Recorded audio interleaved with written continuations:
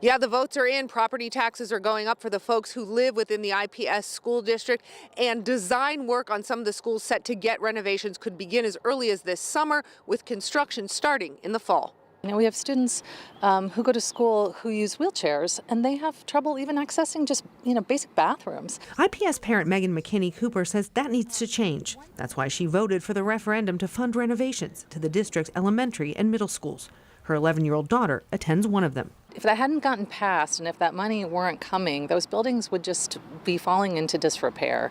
And that's not okay for the primary public school district in Indianapolis. IPS says a recent study showed 30% of its schools were in poor condition and needed upgrades just to get them to good condition.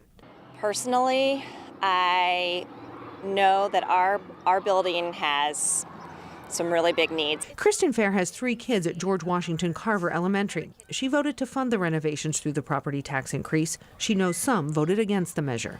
I see it as they're not just my kids, they're all of our kids, and they're the humans that your kids are going to be growing up with. I was in favor of the opportunity. But Randy Cron didn't vote for it. He couldn't. He lives in Lawrence Township.